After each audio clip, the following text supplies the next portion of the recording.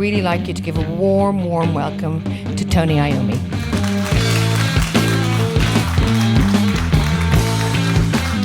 Honestly, it's an honour to have you here today, Tony. Thank you so much for coming. Thank you. Now, you're a local lad, born down the road, Birmingham raised. Yep. How was life? It was post-war Britain, so how was it growing up here back then? Difficult, I think, in the early days. Mm-hmm. It was, certainly for music-wise, as far as we were concerned, there was nowhere to play. There was occasional blues club that might exist, but that was it.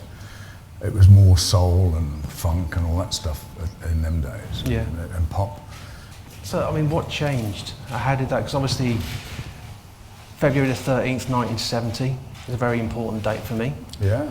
Marks the release of the first album. Black Sabbath album. And obviously the next 4 years was an album a year. What happened? What was the point when it all kind of worked out? I couldn't get much work here in Birmingham or London. London didn't want to know. Right. You know. So we tended to go to Europe and Germany and Sweden and Switzerland and places like that. We'd come back, we'd have more experience, and we built up little pockets of these blues clubs that were opening. Much like this, really. Mm-hmm. And it was just word of mouth, really. As a first album, considering the musical, what was going on in music at the time, you've got the Beatles and the Stones kind of going through the hippie era. Did Birmingham, growing up there, the industry and to be fair, it was bleak. Did that have something to do with shaping the sound, or? I think so, yeah. I think because it wasn't particularly a good area then, a lot of gangs and fighting all the time, and you know. And so I think the whole thing moulded the idea of the sound. I mean, a geezer and myself, we used to like to go to this. They started a midnight movie horror night, you know, and we used to go there, and we were really fascinated with the horror movies. I said to Geezer, it'd be great if we could write some music to give you this same feel, you know, sensation as the horror movie would. And that's sort of what started it off, really. Came up with Wicked Will was the first song we ever wrote, and then Black Sabbath was the next one, and that sort of set the stone of where we were going to go. Is it like an instance when you can remember being there and thinking, this has all been worth it, this is it?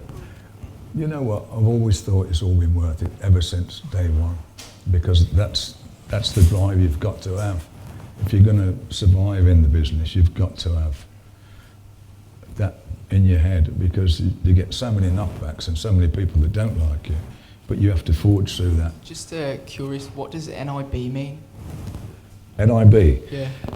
Well, N.I.B was within the band we had a lot of jokes going on, and one night when we used to play in Germany, we were in the dressing room, and Ozzy looked at Bill and he says, "Bill, you look like because Bill had his beard, he says, you look like a pen nib."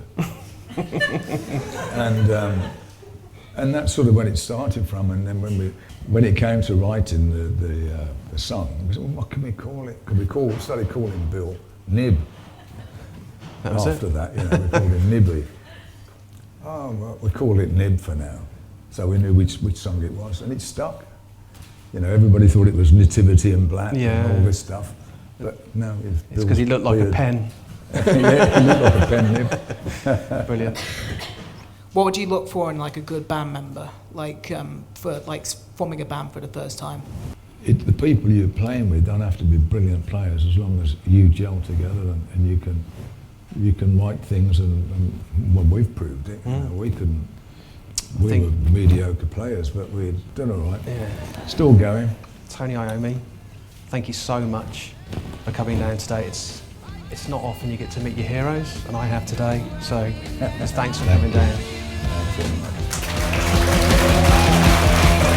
It was incredible. I've listened to Black Sabbath since I've been able to listen to music, really. Everyone knows them, even if they don't listen to metal, they know Black Sabbath. I'm really looking forward to the course. It sounds exactly what I'm looking for, so the business side of stuff. It covers everything that you need to know in this industry, because it is a tough industry to get into, but once you're in, there's so many different things you can do, and I feel BIMM is that stepping stone you need.